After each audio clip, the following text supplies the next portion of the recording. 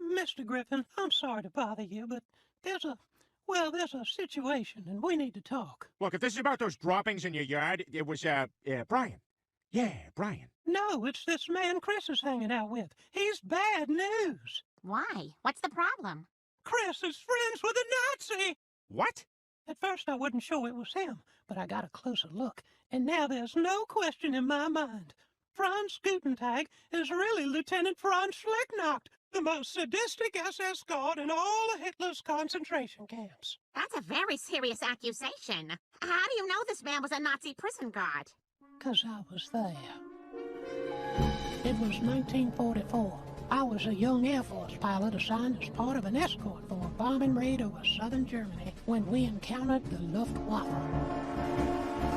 At first, we thought we were in the clear because the Germans were frightened by the scary shark face on the front of our plane. Ah! A shark! How did it get all the way up here in the sky? Who cares, you fool? Do you want to get eaten? Retreat!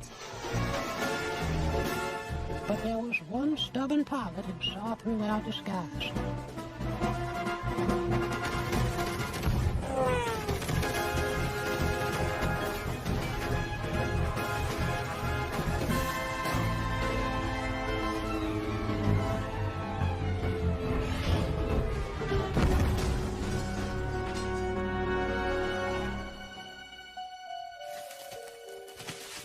Most of the surviving American pilots were taken to POW camps, but for some reason, they thought I was gay, so I was taken to a concentration camp. Behind those walls, there was one guard who decided everyone's fate. If he pointed to the left, you did hard labor. If he pointed to the right, you died. That man was Franz Schlicknacht. I was spared death, but I was given hard labor. He made me sort the camp recyclables, but some of those bottles still had a little bit of soda in them. It would spill out of my hands and make them kind of sticky. Dear God, how my hands would get kind of sticky. No one should have to suffer the way I suffered.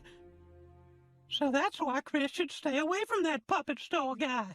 It all sounds kind of sketchy. Wait, are you Jamie Kennedy? Am I being skunked or puked or whatever? I'm telling you the truth. I swear on my nephew's grave. I don't know. Franz seems like such a nice old man. You know, maybe we should just invite him for dinner and clear this whole thing up. Yeah, you know, we got no right passing judgment without getting to know him. Isn't that right, Scottish chipmunk? Yeah, he doesn't talk, but he's a chipmunk, and he's Scottish, and he would back me up on this. Chris, wait! Where are you going? I'm going to Mr. Gutentag's house. You can't. Why not? Chris, his name isn't Gutentag. It's Schlicknacht, and he's a Nazi.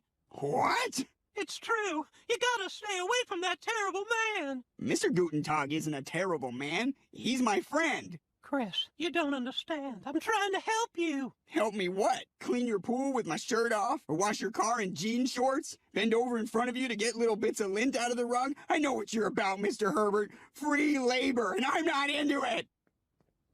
Chris, you have to choose. It's either Franz or me.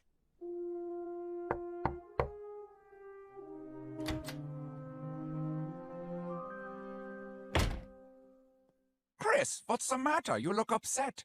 Mr. Herbert was saying terrible things about you. He said you liked Hitler, and your name isn't really Gutentag. Oh, Chris, you can't always believe what you hear. For example, everybody thinks that prostitution is illegal, but there are ways around it.